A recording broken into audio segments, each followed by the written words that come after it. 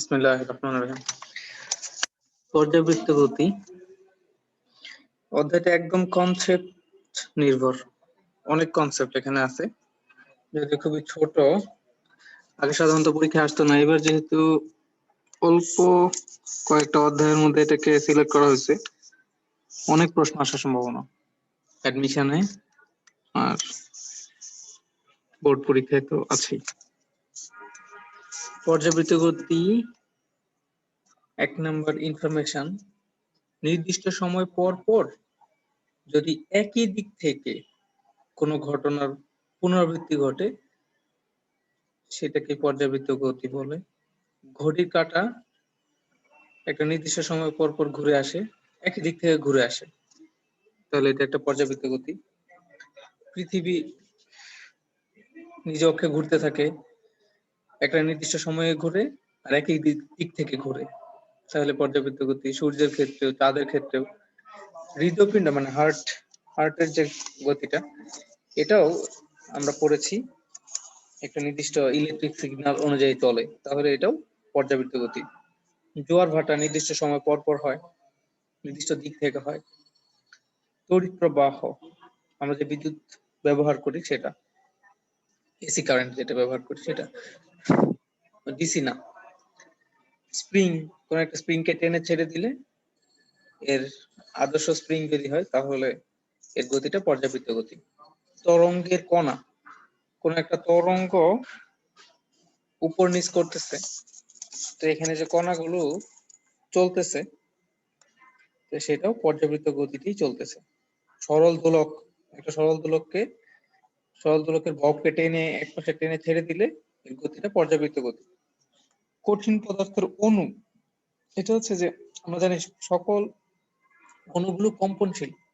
কঠিন পদার্থের ক্ষেত্রে,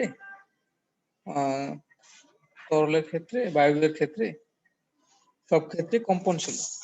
তো তরল বায়বীয়ের ক্ষেত্রে কম্পনটা পর্যাবৃত্ত না, কিন্তু কঠিন পদার্থের ক্ষেত্রে একটা নির্দিষ্ট স্থানে একই দিকে উপর নিচ বা ডানে বামে ভাইব্রেশন করতেছে প্রত্যেকটা পরমাণু, প্রত্যেকটা অণু, এই জন্য এর গতিটা পর্যাবৃত্ত গতি।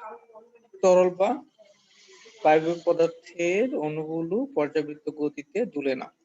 পর্যাবৃত্ত গতি দুই ধরনের, একটা হচ্ছে 3 নম্বর ইনফরমেশন, স্থানিক পর্যাবৃত্ত আর কালিক পর্যাবৃত্ত। স্থানিক পর্যাবৃত্ত নাম দেখে বোঝা যাচ্ছে স্থানটা নির্দিষ্ট হবে, একটা নির্দিষ্ট স্থানে চলতেছে, পর্যাবৃত্তটা সম্পন্ন করতেছে। আর কালিক পর্যাবৃত্ত যদি হয় তাহলে শুধু সময়টা ঠিক রাখতেছে, স্থান চেঞ্জ হয়ে যাচ্ছে সময়ের সাথে সাথে, হচ্ছে যে সে এক জায়গা থেকে আরেক জায়গায় চলে গেছে। পৃথিবী স্থান পরিবর্তন করতে থাকে, আমরা জানি সবকিছু দূরে সরে যাচ্ছে, তাই না? তাহলে নির্দিষ্ট স্থানে পৃথিবী ঘুরতেছে না। জটিল পর্যায়, আচ্ছা পর্যায়ক্রম লিখেছি। জটিল পর্যাবৃত্ত গতি যদি হয় তো সেটা আসলে স্থানিক পর্যাবৃত্ত আর কালিক পর্যাবৃত্তের মিশ্রণ। পৃথিবীর ক্ষেত্রে যেহেতু নিজ অক্ষকে কেন্দ্র করে ঘুরে আবার স্থানও পরিবর্তন করে, তাহলে এই গতিটাকে আমরা জটিল পর্যাবৃত্ত গতি বলতে পারি বা জটিল পর্যায়ক্রমও বলতে পারি। স্পন্দন, কোন একটা গতি, পর্যাবৃত্ত গতি স্পন্দন গতি তখনই হবে যখন যাত্রাপথের অর্ধেক একটা নির্দিষ্ট দিকে, লেজারটা নেই, যাত্রাপথের অর্ধেক একটা নির্দিষ্ট দিকে, বাকি অর্ধেক এর বিপরীত দিকে। মানে প্রথম অর্ধেক যদি ডান দিকে গেল তাহলে দ্বিতীয় অর্ধেক বলতে পর্যায়কালের বাকি অংশ সময় বিপরীত দিকে বাম দিকে যাবে, এই গতিকে বলে স্পন্দন গতি। সরল দোলকের ক্ষেত্রে আমরা কি দেখি, একবার ডান দিকে গেল আবার বাম দিকে গেল, এরকম করতে থাকে, এই গতিটা স্পন্দন গতি। পর্যাবৃত্ত গতিও আবার স্পন্দন গতিও। আচ্ছা, সরল ছন্দিত স্পন্দন, তো কোনো কণার গতি, পর্যাবৃত্ত গতি সম্পন্ন কোন কণার গতি যদি এরকম হয়, এখানে যে বলটা ক্রিয়া করতেছে, গতির কারণ তো বল, বলটা ক্রিয়া করতেছে, এটা যদি সরণের সমানুপাতিক এবং বিপরীত হয়। সরণের সমানুপাতিক বলতে সরণ যদি বাড়ে তাহলে বলের পরিমাণ বাড়বে, আর বিপরীত হওয়া মানে হচ্ছে যেদিকে সরণ হইতেছে তার বিপরীতে বলটা ক্রিয়া করবে। সরল দোলক যখন এই সাম্য অবস্থান থেকে একদিকে চলে যাবে, তখন কি করবে, একটা বল তাকে পেছনের দিকে টেনে ধরবে। যত দূরে যেতে থাকবে তত পেছনে বেশি বলে টানতে থাকবে, যদি কাছে আসে অত বেশি বলে টানবে না। তো এটাই হচ্ছে সরণের সমানুপাতিক এবং বিপরীতমুখী। তো বলটার আসল টার্গেট হচ্ছে একে সাম্য অবস্থানে নিয়ে আসা, সরল দোলককে সাম্য অবস্থানে নিয়ে আসা মানে স্থির করে দেওয়া, এটা হচ্ছে টার্গেট। আমরা একটা তরঙ্গের ছবি দেখতে পাচ্ছি, এ বি সি ডি এগুলো বিন্দুগুলো আমি চিহ্নিত করছি। পি কিউ হচ্ছে সাম্য অবস্থান। মনে করো পানি প্রথমে পি কিউ লেভেলে ছিল, তারপরে কোনোভাবে ঢেউ সৃষ্টি করা হয়েছে উঁচু নিচু। এখন কয়েকটা সংজ্ঞা একটু দেখি। পূর্ণ পূর্ণ দোলন বা স্পন্দন। পূর্ণ দোলন হচ্ছে, পূর্ণ দোলনের সংজ্ঞা তো আমরা জানি, যাত্রাপথে একটা নির্দিষ্ট বিন্দু থেকে পুরা পথ ঘুরে আবার যদি ওই বিন্দুতে ফিরে আসে তাহলে পূর্ণ দোলন। আর স্পন্দনের ক্ষেত্রে বিপরীত বিন্দুতে গিয়ে আবার ওই বিন্দুতে আসা, এটা হচ্ছে পূর্ণ স্পন্দন। এই ঢেউয়ের ক্ষেত্রে সি থেকে জি পর্যন্ত, এটা এই পর্যন্ত, এটা হচ্ছে পূর্ণ দোলন। বি থেকে এফ পর্যন্ত এটা হচ্ছে পূর্ণ দোলন বা পূর্ণ স্পন্দন। পর্যায়কাল টি, সি থেকে জি পর্যন্ত যাইতে, সি থেকে এই জি পর্যন্ত যাইতে যে সময় লাগে সেটা হচ্ছে পর্যায়কাল। আমরা জানি তরঙ্গ দৈর্ঘ্যের সংজ্ঞাটা এখানে দেওয়া হয়নি। তরঙ্গ দৈর্ঘ্য হচ্ছে যে একই দশা থেকে পরবর্তী একই রকম যে দশা সেটার দূরত্ব, মানে এখানে সর্বনিম্ন বিন্দু তরঙ্গের, এখানেও সর্বনিম্ন বিন্দু তরঙ্গ পাত যেটা বলি, এই দুইটার দূরত্ব হচ্ছে তরঙ্গ দৈর্ঘ্য, তাই না? এই তো এক তরঙ্গ পাত থেকে আরেক তরঙ্গ পাত পর্যন্ত যেতে যে সময় লাগে সেটা হচ্ছে পর্যায়কাল, এটি দিয়ে প্রকাশ করা হয়। পর্যায়কালের একক সেকেন্ড। কম্পাঙ্ক, তো প্রতি সেকেন্ডে কতগুলো পূর্ণ কম্পন সম্পন্ন করে তাকে কম্পাঙ্ক বলে। F = 1/t, একক হচ্ছে হার্জ। বিস্তার, আমাদের তো পর্যাবৃত্ত গতিসম্পন্ন যে কণাগুলো, এটা সাম্য অবস্থান থেকে একদিকে সর্বোচ্চ যে দূরত্ব অতিক্রম করে, এই যে পি কিউ এই অবস্থান থেকে লম্বভাবে ই পর্যন্ত যে দূরত্ব, সর্বোচ্চ দূরত্ব এটাই, তাই না? এটা হচ্ছে বিস্তার। আবার যদি নিচের কথা চিন্তা করি তাহলে পি কিউ থেকে এই সি পর্যন্ত যে লম্ব দূরত্ব সেটা হচ্ছে বিস্তার। এবার হচ্ছে দশা। দশা মানে হচ্ছে কোনো একটা তরঙ্গের সার্বিক অবস্থা প্রকাশকারী একটা রাশি। মনে করো তোমাকে তুমি আমরা বি আর ডি নিয়ে কল্পনা করি, বি তেও শূন্য সাম্য অবস্থায়, ডি তেও সাম্য অবস্থানে আছে, কিন্তু এই দুইটা দশা ভিন্ন। কারণ হচ্ছে দেখো বি ও শূন্য, ডি ও শূন্য, যদিও দুইটাই শূন্য, কিন্তু বি এর পরের ঘটনা দেখো, বি এর পরের ঘটনা দেখো, বি থেকে নিচের দিকে যাচ্ছে, মানে আমার যে বিস্তারটা এটা নেগেটিভ হচ্ছে, কিন্তু ডি এর পরে কি হয়েছে, পজিটিভ দিকে যাচ্ছে। তাহলে বি আর ডি একই বিন্দু না। কিন্তু বি আর এফ এর কথা যদি চিন্তা করি, দেখো বি এর পরে নিচের দিকে যাচ্ছে, এফ এর পরেও নিচের দিকে যাচ্ছে, তাহলে বি আর এফ সমদশায় আছে। ঠিক আছে, ওকে। আদি দশা, গণনা শুরুতে যে দশাটা সেটা হচ্ছে আদি দশা। মনে করো আমরা গণনা শুরু করছি এখান থেকে, এই বিন্দু থেকে, তো এইখানে কত ডিগ্রি, 90 ডিগ্রির মতো। দশার একক হচ্ছে ডিগ্রি, মানে কত ডিগ্রি এখানে আছে আর কি, সেটা হচ্ছে দশার কোণ বা রেডিয়ানও বলতে পারো। এটা হচ্ছে একটা সরল দোলকের জন্য বিভিন্ন স্থানে বেগ আর ত্বরণের অবস্থাটা দেখানো হয়েছে। আমরা জানি একটা সরল দোলককে যদি টেনে ছেড়ে দিই, এখান থেকে ছেড়ে দিছি বলতেছি, তাহলে এখানে বেগ সর্বনিম্ন, যখন এই দিক দিয়ে যাচ্ছে যাচ্ছে এখানে বেগ সর্বোচ্চ, আবার ওখানে গিয়ে সর্বোচ্চ বিস্তারে গিয়ে আবার থেমে যাবে, আবার চলতে থাকবে, এরকম করে চলতে থাকবে। তো সর্বোচ্চ যে দূরত্বটা এটা হচ্ছে বিস্তার। আর বিস্তার যখন সর্বোচ্চ দূরত্বে এই ববটা থাকে তখন বিস্তার এক্সটা হয়ে যায় এ, বিস্তারকে আমরা এক্স দিয়ে প্রকাশ করি। যখন সাম্য অবস্থায় আছে তখন x = 0। তা আমরা গতি বিশ্লেষণ করলে দেখতে পাই এই সর্বোচ্চ অবস্থানে বেগ হয় সর্বনিম্ন, বেগ হয় সর্বনিম্ন, কিন্তু ত্বরণ হয় সর্বোচ্চ। আর এই সাম্যাবস্থানে বেগ হয় সর্বোচ্চ কিন্তু ত্বরণ হয় সর্বনিম্ন। আমরা জানি ত্বরণের মান বেগের উপরে নির্ভর করে না, বেগের পরিবর্তনের উপরে নির্ভর করে।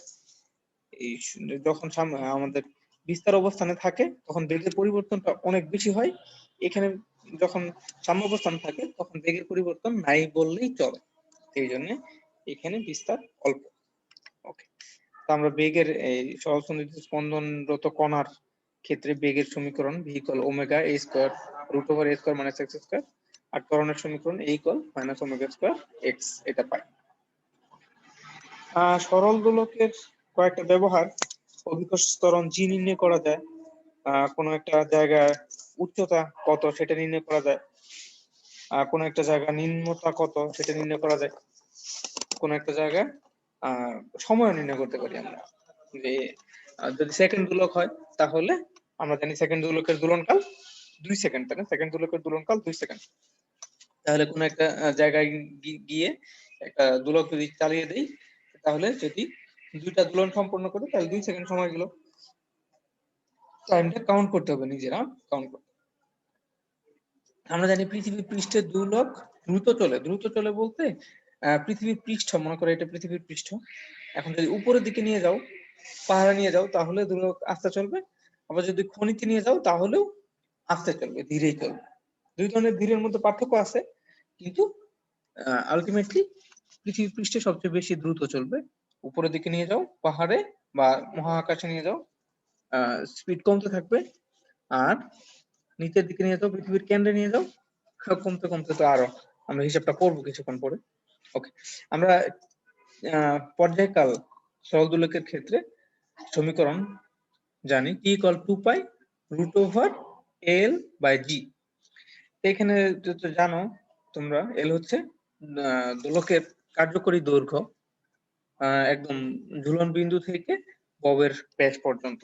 এই ঝুলন বিন্দু থেকে ববের ব্যাস পর্যন্ত, ববের মাঝখান পর্যন্ত যে দূরত্বটা, এটা হচ্ছে কার্যকর দৈর্ঘ্য। ওকে, আমরা যদি জি বাড়াই, কোনোভাবে যদি জি বাড়াইতে পারি তাহলে টি কমবে। এই সমীকরণ থেকে আমরা দেখতে পাইতেছি টি কমা মানে দ্রুত চলা, টি কমা মানে দ্রুত চলা। আমরা জানি মেরুতে জি এর মান বেশি, তাহলে মেরুতে নিয়ে গেলে কোন একটা দোলক অন্যান্য স্থানের তুলনায় দ্রুত চলবে। দ্রুত চলা মানে হচ্ছে পর্যায়কাল কমে যাবে, তাই না? যদি দৈর্ঘ্য বাড়িয়ে দিই আমরা, এই আমাদের যে সুতার দৈর্ঘ্য এটা যদি বাড়িয়ে দিই তাহলে টি বেড়ে যাবে, দোলনকাল বেড়ে যাবে। দোলনকাল বেড়ে যাওয়া মানে ধীরে চলা। হ্যাঁ, গ্রীষ্মকালে গ্রীষ্মকালে যদি আমাদের সরল দোলকের যে রশিটা আছে এটা যদি ধাতব পদার্থের হয় তাহলে তাহলে একটু বেশি হয়ে গেছে, আমাদের অনেক বড় একটা সরল দোলক, এইটার জন্য আমাদের হয়তো শিকল ব্যবহার করতে হয়েছে, লোহা শিকল, ভারী অনেক লোহা শিকল ব্যবহার করতে হয়েছে।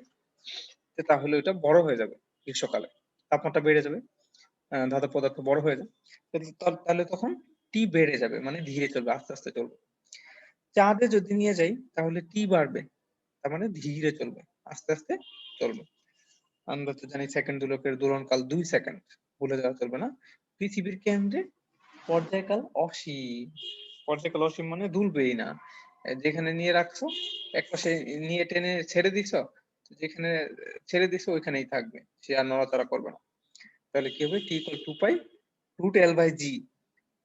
এই ঘটনাটা ঘটার কারণ হচ্ছে জি এর মান পৃথিবীর কেন্দ্রে শূন্য হয়ে যায়, এই জন্য আমাদের এই সমীকরণে অসীম চলে আসে। কোন একটা সংখ্যাকে যদি আমরা শূন্য দিয়ে ভাগ করি তাহলে অসীম পাওয়া যায়। ওই অনুযায়ী আমরা জানি পৃথিবীর কেন্দ্রে পর্যায়কাল সেকেন্ড দোলক বা যে কোনো দোলকের পর্যায়কাল অসীম। ওকে, সরল দোলকের দোলনকাল ববের ভরের উপর নির্ভর করে না, তিনটা জিনিসের উপর নির্ভর করে। একটা হচ্ছে এর বিস্তার 4 ডিগ্রি এর বেশি হইলে আর আমাদের সূত্রগুলো কাজ করবে না, মানে অল্প কোণে ছেড়ে দিতে হবে। আর হচ্ছে এর দৈর্ঘ্য, এই যে সুতার দৈর্ঘ্য আছে এর বর্গমূলের সমানুপাতিক। দৈর্ঘ্য যদি বাড়াই তাহলে দোলনকাল একটু বেড়ে যাবে। আর হচ্ছে অভিকর্ষ ত্বরণের বর্গমূলের ব্যস্তানুপাতিক। উল্টাটা হবে, দৈর্ঘ্য বাড়াইলে যেরকম বেড়ে যাবে, অভিকর্ষ ত্বরণ বাড়াইলে কমে যাবে, দোলনকাল কমে যাবে। সেকেন্ড দোলকের দোলক দৈর্ঘ্য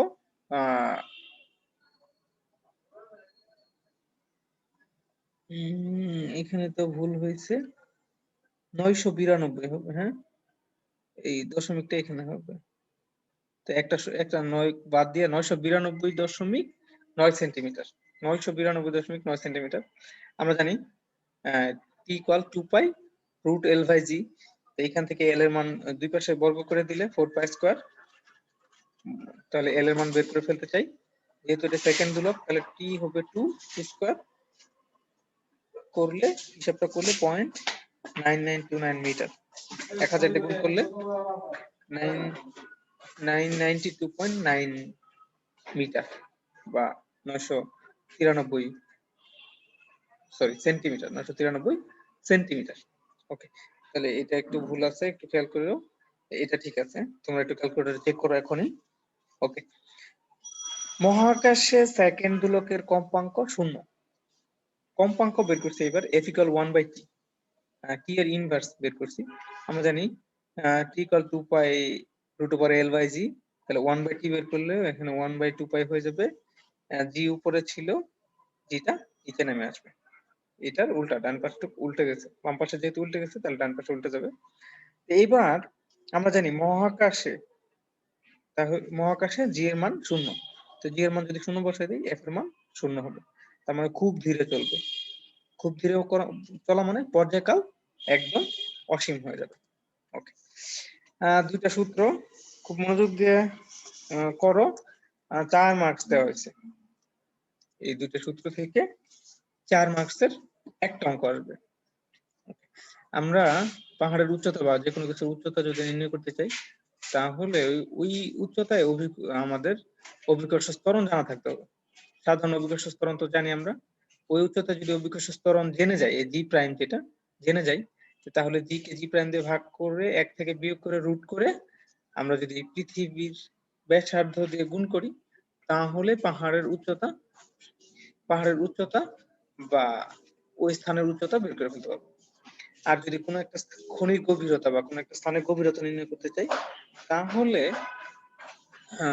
আমরা ওই স্থানে আমাদের সরল দোলকের, যে সরল দোলকটা নিয়ে কাজ করতেছি, ওই সরল দোলকের পর্যায়কাল জানা থাকতে হবে, আর মাটিতে পর্যায়কাল জানা থাকতে হবে। যদি দুইটা পর্যায়কাল জানা থাকে তাহলে এর অনুপাত থেকে 1 বিয়োগ করে অভিকর্ষ আমাদের পৃথিবীর যে ব্যাসার্ধটা আছে, ব্যাসার্ধটা আছে 6400 কিলোমিটার, সেটাতে গুণ করে দিলেই হবে। আচ্ছা, আমরা দুইটা প্র্যাকটিস করি, তারপরে শেষ। খনিতে যদি কোনো একটা পর্যায়কাল, কোনো একটা সরলদোলকের পর্যায়কাল 4/3 হয়ে যায়, মূল যে পর্যায়কাল আছে এর 4/3 4/3 গুণ হয়ে যায়, তাহলে খনিটার গভীরতা কত? আমরা মানটা একটু বসাই দিই। মানটা যদি বসাই দিই তাহলে দেখবো পৃথিবীর ব্যাসার্ধ আমাদের জানা আছে 6400 কিলোমিটার, 6.4 × 10⁶, আর এটুকু হয় 1/3, এত মিটার, মানে বেশি অনেক কিলোমিটার, 2133 কিলোমিটার, অনেক বড় একটা সংখ্যা। ওকে, কোন একটা পাহাড়ে যদি জি এর মান একটু কমে যায় 0.995, আমরা জানি জি এর মান কমে যায় 0.95, আচ্ছা 0.95 জি হয়, তাহলে পাহাড়টার উচ্চতা কত? পাহাড়টার উচ্চতা আমাদের সমীকরণ জানা আছে, আর equal to G by 0.95 G. G prime এর মান আমরা বসাই দিছি, এই যে জি প্রাইম আমরা জানি, এটা জি প্রাইম এর মান 0.95 জি।